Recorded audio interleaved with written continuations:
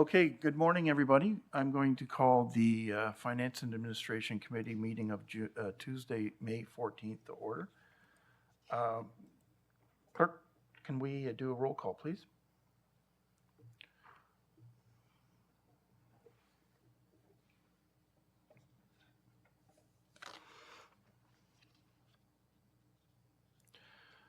Thank you. We have quorum. Any declarations of interest? Being none, I'm going to move forward. Before we begin the business of the meeting, I do have a short statement. I'm pleased to announce that the region has won the 2024 IABC Ovation Award for our 2023 Budget Communication Strategy campaign. The International Association of Business Communicators Awards are considered the top honor in government communication, and as such, they are not easily achieved. This is a testament to the skilled and dedicated work of regional staff, including the excellent collaboration and expertise between the communication and budget teams. This award recognizes significant efforts to modernize and involve public engagement within our annual business planning and budget process. We have seen a massive increase in our outreach to residents. We are now engaging over 10,000 residents each year. This has been achieved through the partnership across the corporation to develop resident-focused tools like our one-page budget spotlight document and the value story video series. Staff are applying technology and best practices to make it easy for residents as possible to have their voices heard. I'd like to thank the committee for their continued support in our budget engagement efforts. Thank you, Commissioner, for that. That's a great honor. Adoptions in the minutes. Moved by Councillor Leahy, second by Councillor Gerard. Any corrections? Being none, all those in favor? Opposed? That item is carried. There's no statutory meetings. There's no presentations. There's no delegations. We have one item of correspondence that was pulled, correct? By Councillor Neal. Councillor Neal is here. Councillor, do you want to speak to it? Well, it's fairly self-explanatory. We've all been talking about it. We're just calling on the province to commit to, along with the AMO. It's from Bracebridge. It's just the Comprehensive Social and Economic Prosperity Review to promote the stability and sustainable municipal finances across Ontario. That basically is what it is. And I'm just looking for someone to endorse that from this committee. Thanks a lot so we can move it forward. Thank you, Mr. Chair. Thank you. Commissioner, do you want to speak to some of the history in regards to this and what we have done or have not done already? Certainly. We actually got off the mark almost first or very early in this. So the region has already put this exact recommendation forward. That's because of our, through the CAO's office, their advocacy group is very in contact with AMO on a consistent basis. And as this committee has heard, I have quite a bit of involvement as well through the Ontario Regional Single Tier Treasurers. So Regional Council has already endorsed this recommendation as soon as AMO made it publicly available. So we do have it on record that we've already supported it. We are still working hard to try to leverage what we can, and AMO is quite active right now with a number of meetings in trying to get, particularly now, we've also moved that step forward where the feds are putting some rules into funding that are contrary to what we need from what the province has done versus what we need. So this resolution has been fully endorsed by council already. Just for some clarity, I jumped ahead. We're dealing with 8.1 rather than 7.1. So this is correspondence under finance, so my apologies. Councillor Lee. I mean, in spite of it being, thank you, Chair. First things first, good morning, and thank you to staff for that explanation. Would it be inappropriate to re-endorse it then, just to put it at the top of the, province's understanding that this is a priority for municipalities and to show supports for our friends in Bracebridge? The recommendation is to receive for information, but a motion to endorse would, I think, also be in order, notwithstanding the fact that we've redone it. So I'll definitely give that to you then, Chair, please. Okay, it's moved by Councillor Lee and second by Councillor Leahy to endorse the resolution from the Township recognized in the municipality district, sorry, the district of Muskoka. Debate. Being done, I'm going to call a question then. All those in favor? Opposed? That item is carried. We'll go back in our agenda to 7.2, which is the report for finance. And it is something falling down out there, or? I guess that's the big thing, moving the concrete out there. Or it's... Okay. There's the upgrades to the existing Bell Internet and Wide Area Network Speed and Internet Edge firewalls. Recommendation is in regards to funding, and it's moved by Chair Henry, seconder. Councillor McDougall, debate. Request.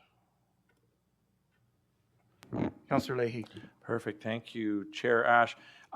Just on the one thing on the unbudgeted costs for the network pieces, is that just, it was just never anticipated in the budget request?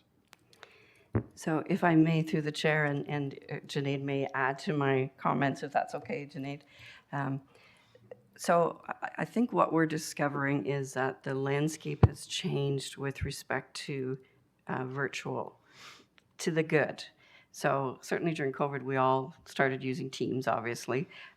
But since then, the opportunity to include more staff in meetings so that they're aware, so that we're not, it's a kind of almost like a training thing. We are also now greatly using remote training, so we're not driving to sessions, and we're greatly using, we have much more enhanced use of cross-departmental teams. So the ability to have everybody in physically at the same time is almost an impossible challenge. And as you know, on the sounds that you hear, with the building under construction, we also have people remote more because everybody is displaced. So from a senior leadership perspective, what that has meant is that our historic projection of usage, it can't be relied upon. So as we're sort of settling into the renovations and getting through that process, we're chewing up way more than we would have anticipated using. That being said as well, with budgets being challenged, we would have hoped that we could have squeezed more time. But clearly, as you see in the report, there's no more time to be squeezed out of that. I'm not sure if Junaid, if you have anything technical to add. Junaid's here on Barb's behalf, but and Cha-Ching is here as well from IT. So I don't know if you have a further question from there, but that's kind of, the use of this as a tool has been a really great business, but it does have implications around keeping up with that. Yeah, no, and I get that. I guess the challenge is still that, there's budget requests and then there's unbudgeted requests and there's cost overruns, and one related to, I'll bring up something in new unfinished business, but I guess it's so often I see on the reports the unbudgeted line items and more spending, and I appreciate the need, but I guess there was just, if in your opinion, there was no way to anticipate that more people would be using this service in the past. Well, I think certainly the historical trends are not nearly what they are now. And certainly I would suggest that IT would have liked to have seen this sooner in the budgets, without question. As you know, last year was particularly painful, so we tried very hard to buy time in many areas, not just this. Yeah. So in my view, ideally it would have been in, and I'm thinking Cha-Ching would verify if he could have had it in this past year's budget, he would absolutely have done so. Challenges in all round, and unfortunately we didn't get to buy a year. Okay. No, fair enough. I'll leave it at that. Thank you. Councillor McDougall. Thank you. Just a different lens on this, but rather than looking at this as an expense, I'm kind of looking at this as an investment. Just speaking with different department heads, et cetera, that the ability to reach out to staff or draw staff from further away with the ability to work remotely has increased the pool of talent that the region, I was going to say can draw from, but I think in this job market needs to draw from. So, seeing an investment in terms of, our ability to deal with data on a more efficient manner seems like a wise investment to me. Through the chair, I would absolutely agree with that, as well as our ability to have more training for the staff and more knowledge-based ability to, we don't have to have everybody drive somewhere to hear a really good session that would have great bearing on their knowledge. So there are some very distinct positive business benefits to it, absolutely. Very good, thank you. Thank you. If there's no further debate, I'm going to call the question. All those in favor? Opposed? That item is carried. We move now to finance correspondence we dealt with, so finance reports. First one is in regards to final recommendations regarding Seton water supply and sanitary sewage area specific development charges on page 16 of your agenda. Moved by Councillor Leahy, second by Councillor Garot. Questions, debate? Councillor Leahy.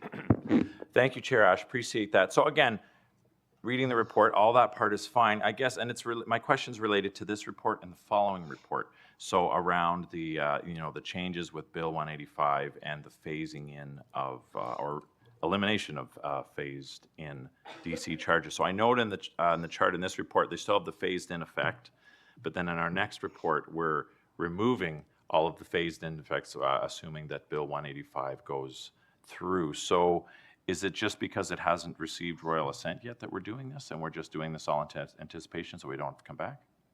So through the chair, for this report, we've given you both charts so that we could, for that exact reason. So we've given you what it will be with the phase-in sitting there right now, and we've given you, and in the recommendations have the ability to do exactly that, to pivot. And if 185 gets enacted, then the second chart is what would come into play. And the second report, as you note, is the same reason, because we have limited number of council meetings, and as soon as we get approval of 185, we want to make that so as soon as logistically possible. And so I appreciate that it affects for here, but what about the rest of all development charge phase-in? So and I guess I know it's kind of the second report, but it's related to this, is will that take care of all of the elimination of all phase-ins for all development charges? So yes, so the second report picks up our main bylaw, and it picks up the transit bylaw. The GO bylaw was never affected by this, and this picks up the Seton bylaw. Now, there are other things that, and Mary Simpson is with us today, there are other pieces that we need to consider if Bill 185 gets enacted, like studies being allowed back in. So those pieces will likely be coming back in the fall. We have a 6-month window where we could make changes in a more expedited fashion. And so there are some other pieces that will take us a bit longer to get before you, but this will take care of the phase-in across the board between these two reports. Yeah, and so I guess so on this report, the elimination of the phase-in, so obviously that puts us to the positive. So what does that reduce our, our capital infrastructure gap, because that we've been talking about for the last 12, 18 months? So for this report, the Seton report, and Mary can certainly add on if need be. So for Seton, if you recall, there's 3 sections. The attribution section is where they pay for costs for water, sewer outside of Seton, so the big infrastructure that were needed at the plants, for example. It's called an attributions charge. That would have been phased in at a loss to the region. The components, the other 2 components are works that the developers were doing or funding. So the phase-in would affect them with respect to how long it would take for them to get credits back, and perhaps a shortfall at the end of the day. So for this one, it's that attribution section where we would have lost funds, and those are funds that we've already expended. So now that for those projects that were needed up front to get these things into play for Seton. So it's very good news, but it's also inadvertently good news for the developers, particularly to Seton if 185 moves forward. Because they're spending so much money on, they're upfronting it all. That's correct, and they're just getting credits. So if there's less DCs being paid, then there's less credits that they will be getting.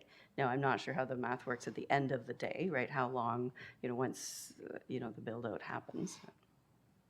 Okay, no, fair enough. So again, a good news story overall. I was just curious about the approach, and then, but assuming it'll get royal assent by the end of the year since they've announced it. Thank you. Thank you. Councillor Wu, welcome. Okay. Good morning. Good morning. Come on. Yeah, put sorry your about that. And Put your again, camera on. I want to see your haircut. can you not see it? No, How's that? you're blacked out.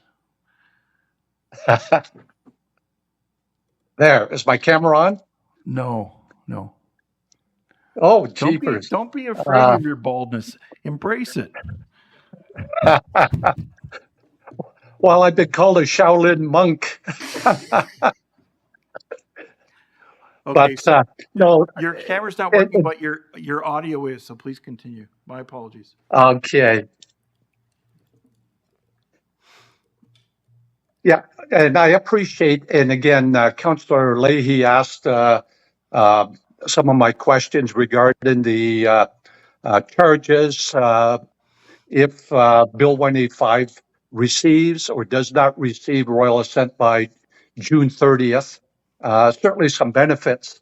Now, one I wanted to point out too is on page 10, 4.2, or sorry about that. Yeah, that was part parcel of the conversation regarding the um, royal assent. The before, if it doesn't get receive royal assent, we're still into the phase in. Is that correct?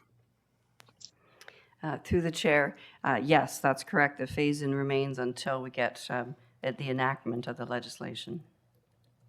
Yeah, and also with the and as it says.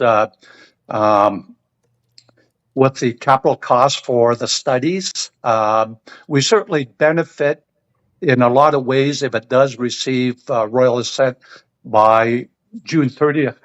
The one I did want to bring out, and I think it's 4.4, the specific development charges over 5 years. So there's quite a amount of money, 9 million on the water supply cost, 9.5 on the sanitary.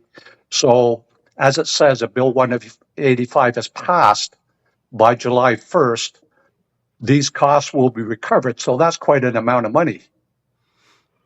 Through the chair. If you could comment on that. Through the chair, Bill 185 truly is a game changer for us. We still have some implications of Bill 23, don't get me wrong, for things that are exempt and that kind of thing. But if Bill 185 is enacted, that is tremendously good news for us.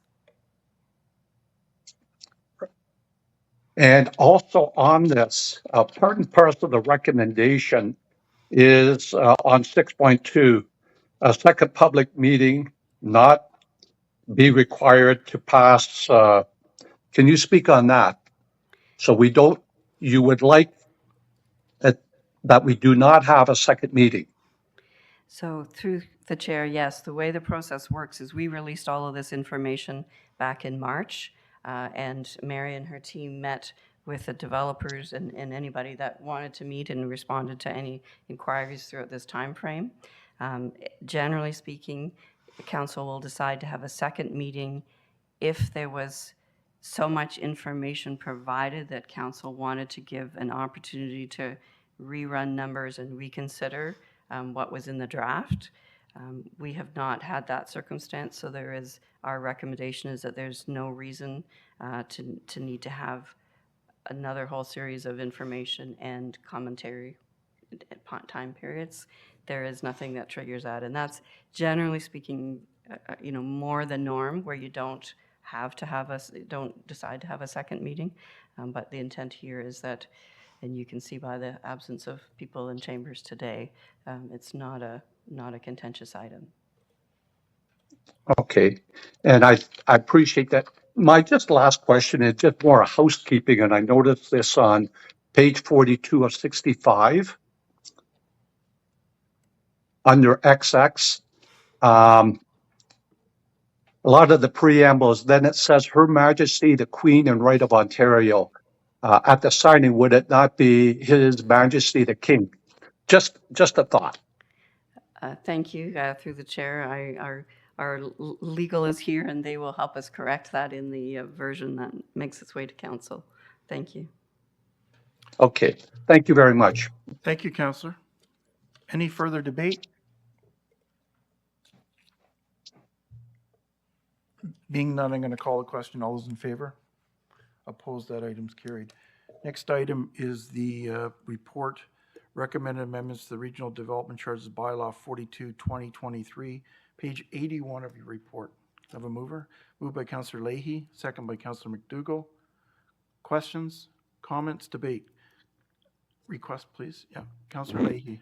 Perfect, thank you. So do we have a sense, and I'll just try and keep it short, of, how much additional money that we'll be able to get through these, the elimination of the phase-in charge to the benefit of the region? Because I know we spoke for a long time about what all the losses were from Bill 23. So do we have a sense of the reduction in that loss or what the benefit will be to the region? So through the chair, we haven't remodeled everything as yet.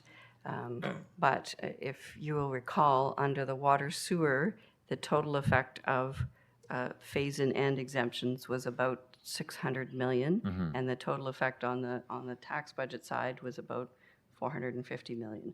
So we're looking at in excess of $1 billion having a bearing, and a strong proportion related to phase-in. The other big proportion related to affordable exemptions, and there's been some positive developments there from a regional expenditure perspective, perhaps not so much from the public perspective of what's deemed affordable to allow for those exemptions. But so we are going to have to remodel all of that. But it is, at the very least, we will have to recover what's been lost because this isn't retroactive, and we will have to model what we still have to cover off for what's exempt. But my goal is that would mean hopefully that when we bring budget guideline to you, we won't need to add a component in for Bill 23. That's my hope, but we have to model all that to be sure. But that would be very good news if we can manage that. Yeah. So, and again, if it's too difficult now, but do you have a sense of when you would know that information, or is it too complex and you're really not going to know until closer to the budget? So we'll be trying to do some modeling in the next couple of months. So perhaps, we're going to have to come back to you to talk about guideline, and we're going to have to come back to you as well and talk about the development charges with respect to building in studies. So we will have information for you. And if we have it sooner, I can certainly be happy to send an information memo to this committee. But we're just getting out of year end as well, so we're no, and I guess it's not mission critical. It's just good to know. It's good numbers. Yeah, it's good news, and we spent all this time advocating with the process of all the impacts of it, and they did eventually. They listened and they have reversed it, so that's good news. So now that we spent all that time saying how much we're lost, what's our now true loss since they did actually make those changes? Yeah. So we will absolutely get back with some information there. Yeah. 'Cause So it is good news. And I appreciate that. So again, very good news story that they did listen. It wasn't just us. It was a lot of people losing a lot of money, and it's less on the taxpayer and more on the developer. So it's at least closer to the growth paying for growth, which is important. And I appreciate all the effort of the team. Thank you. Thank you. Thank you for that. I was talking to the commissioner earlier about City of Pickering, and the development charges seem to expire because so many new items and cost so more. And because of the old rules, you really wanted to put off the review of your development charges because of the phase-in. But we're going to make a decision to look at doing it an earlier review, and I'm sure the region will be looking at that as well. The Chair Henry has long advocated that Durham was the first hit and most hit, and Peel and Halton would have started feeling the pinch that we already have. So I think our advocacy did work, and we took the hit and had a very difficult budget year, as did most of the regions too. So I'm delighted we're doing this, and I thank the commissioner for an undertaking of kind of revising where we are from a financial point of view in regards to the development phase. In. Any further debate? Being none, I'm going to call the question. All those in favor? Opposed? That item is carried. There are no advisory committee resolutions. There is a confidential matter in regards to the funding of a project, not the project itself. Is there a requirement to go into camera? So approve the confidential matters report. Moved by Councillor Leahy, second by Councillor McDougall. Comments, debate. I don't think we're going to have any in public, although there could potentially be questions in public that would be appropriate. Again, this is for the funding only. I know there has been lots of discussion at Works Committee about this particular project, but our responsibility is about the revised funding in regards to this particular project. Being no debate, I'm going to call the question. All those in favor? Opposed? That is carried. Other business, Councillor Leahy. Oh, sorry. Chair Henry's first. So thank you, Chair Ash. Just a quick question to our treasurer. The advocacy that Durham Region put forward to make sure the province was aware of the impacts of Bill 23. And of course, we were the first out of the box of probably the most affected community in the province of Ontario. And knowing the amount of money that it cost the region of Durham, and which was passed on to the taxpayers of the region, does the province recognize the challenges that were put onto our region during the budget? There was a line item specifically related to Bill 23. I'm thankful that that's now gone. Is there any hope of any recovery from the province related to that exercise? So if I may, just quickly as I answer your question, I was remiss in not thanking Mary Simpson and her team, and Gary Aslan is here, because through every scenario of this, they had to keep remodeling and remodeling and replanning and remodeling. So there has been a huge amount of effort and work to get us to this point. And even all that advocacy work, every time we tried to send something, we'd remodel again to try to express it in a better way. That being said, up to December 31st, we were out $56 million. There has been nothing suggested or put forward in any way to make us whole. So that, at this point, all signs are that there's not going to be anything that we can recoup from the funds that are lost. But it was my understanding that the intent was to make communities whole. Those were the words that were said by the minister of the day. There has never been any clarification on what making us whole means. And certainly, if you recall, there were some audits that were to take place to sort of assess the dollar impact to municipalities of the original legislation. And those audits have been canceled, and the information is not, it's not available to anybody that requests. It's deemed confidential under the province's rules. So there's never been any explanation of what they meant by making us whole, and never any, I'll say, legislation or programs announced to make us whole. From their perspective, what I understand is they feel they've now made significant improvements on our behalfs, and as you would note, unfortunately, because we were early off the mark, our actual dollar loss is greater. So, Chair, the benefits of the work done by the team here at the region of Durham really benefits every other municipality in the province of Ontario. I'm wondering if it would be worth a while, Chair, and I'll take direction from you, that we write the province suggesting that the minister did make a comment about making communities whole, making them, I know some are absolutely aware of the cost, but it was a significant hit for Durham Region and nobody else. And, you know, it was a lot of money. And I'm speaking in a way that is, I'm not being I'm not trying to be an adversary to all of this stuff. I'm not I'm not picking a fight, but I think I think the province and needs to be aware, and I'm not sure if the premier is aware of the actual costs. And is it worth writing a letter saying, you know, here's what happened to us and nobody else, and is there a way to come to some form of financial arrangement? So if I may, and of course, whatever this committee would like to do, we have a lot of advocacy files with the province still on a number of issues, particularly around funding for housing and homelessness. And my concern would be that we want to be very clearly heard on monies going forward. And there are some particular conflicts, as you know, between what the federal government has announced with respect to freezing DCs, ineligibility there, and trying to also advocate at the provincial level to have them respect the regional requirements for funding.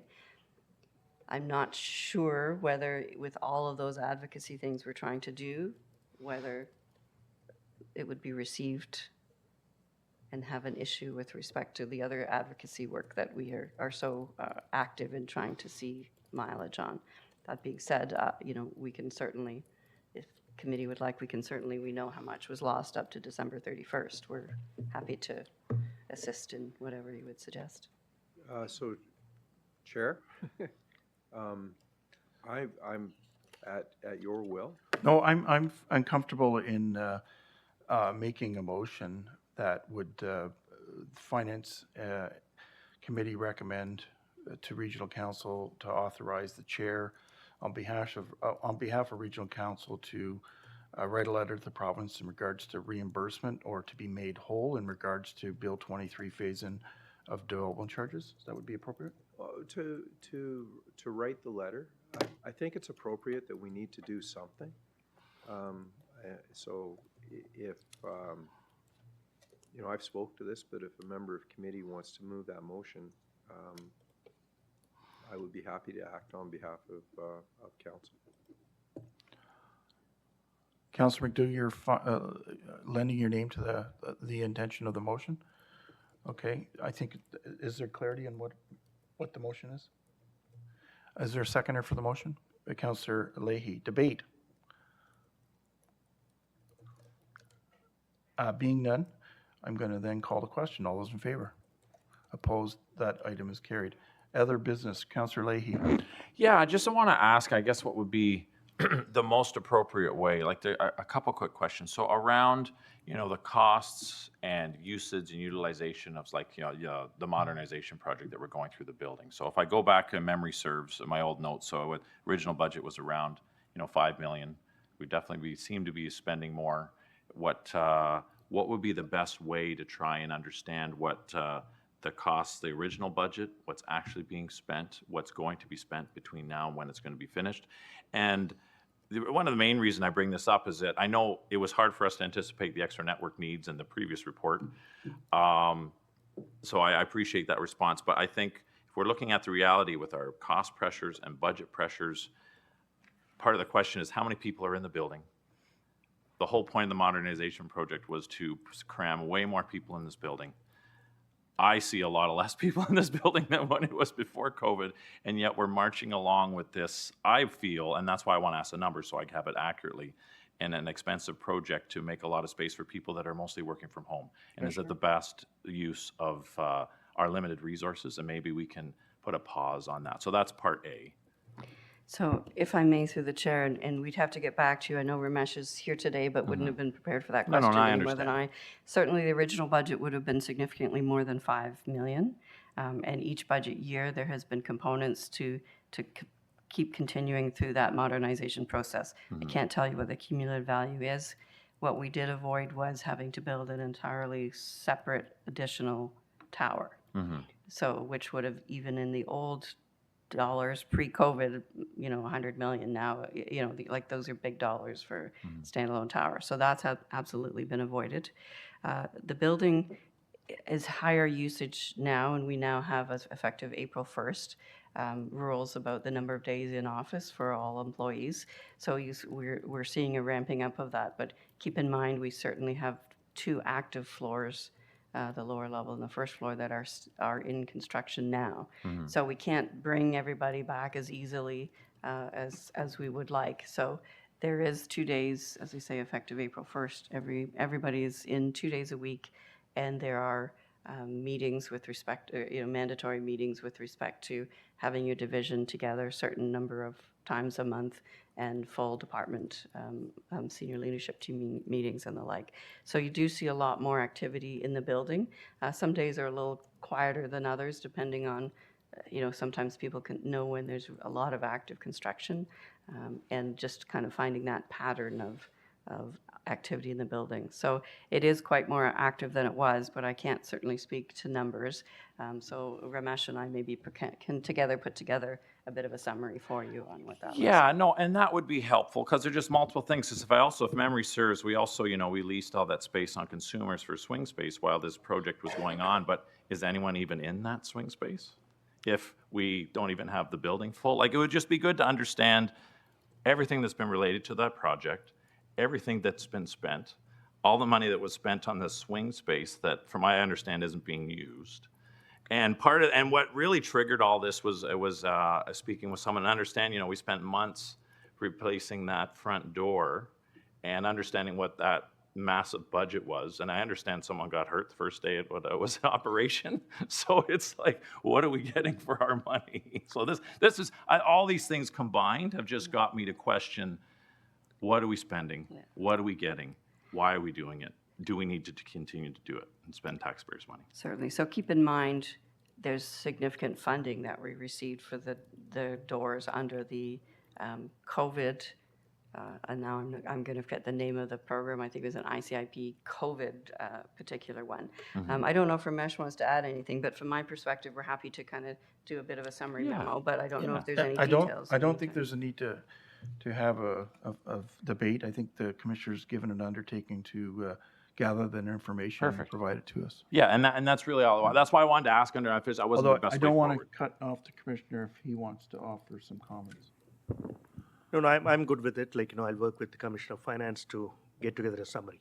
Great, Thank you. thank you. Yeah, that's perfect. Thank you. I just wanted to know if I needed a motion or if that was enough. Thank you. Did you have a second issue? No, that was Okay. it. That was it.